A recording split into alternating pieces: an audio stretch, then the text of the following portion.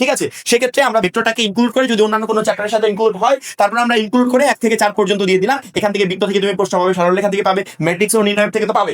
আমরা 1 থেকে 4 পর্যন্ত দিলাম, এই 4টা অধ্যায় কমপ্লিট করে যাও, ক পার্ট নিয়ে টেনশন থাকবে না। তুমি যদি ক পার্ট থেকে 3টার অ্যান্সার করো তারপরেও করতে পারবে, তুমি যদি ক পার্ট থেকে 2টার অ্যান্সার করো তারপরেও করতে পারবে। এবং শুধুমাত্র অধ্যায়গুলো দেখিয়ে দিলাম, বিষয়টা এরকম না, আমাদের চ্যাপ্টার ওয়াইজ আমাদের সাজেশন তো থাকবে যে কোন কোন অংশগুলো পড়বে, কোনগুলো গুরুত্বপূর্ণ। এবার যদি আমরা পার্ট বি তে আসি, পার্ট এ তো গেল কোন কোন চ্যাপ্টার পড়বো, পার্ট বি তে যদি আসি ত্রিকোণমিতি ও ক্যালকুলাস। প্রথমেই বলবো আমি, মানে একবারে সর্বপ্রথমে বলবো যে 6 ও 7 কমপ্লিট করে যাও। 6-7 কমপ্লিট করলে তুমি এখান থেকে ইজিলি 2 সেট প্রশ্ন কমন পেয়ে যাবে। 6 এবং 7 করলে তুমি ইজিলি 2 সেট প্রশ্ন কমন পেয়ে যাবে। যদি আমাকে বলো যে ভাইয়া আমি মানে ক পার্ট থেকে 3টার অ্যান্সার করবো আর খ পার্ট থেকে 2টার অ্যান্সার করবো, তাহলে বলবো 6-7 পড়ো, আর কিছু দরকার নেই।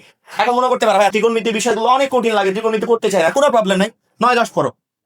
6-7 থেকে যেমন 2টা প্রশ্ন পরীক্ষার হলে পাবে, সেরকম 9-10 থেকেও 2টা প্রশ্ন পরীক্ষার হলে পাবে। তুমি যদি মনে করো যে আমি 6 এবং 7 পড়ে 2টার অ্যান্সার করবো, 2টা আসবে, 2টারই অ্যান্সার করবো, তাহলে এই 2টা অধ্যায় পড়ে গেলে আনা। তুমি যদি মনে করো যে আমি শুধুমাত্র 9-10 পড়বো, 2টা আসবে, 2টার অ্যান্সার করবো, তাহলে আনা।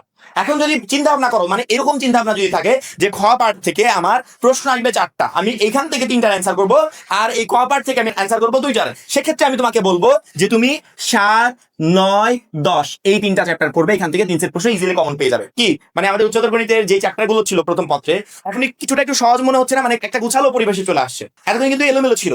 2টা পার্টের চ্যাপ্টার গুলোকে প্রথমে আমি ভাগ করেছি, ভাগ করার পরবর্তীতে আমাদের যে 4টা করে প্রশ্ন আসবে সেগুলো আলাদা করে দিয়েছি, যে কোন কোন অংশ থেকে প্রশ্ন আসবে। যেমন 4টা প্রশ্ন আমার এখানে টোটালি কমপ্লিট করলে 4টা প্রশ্ন কমন পেয়ে যাবো।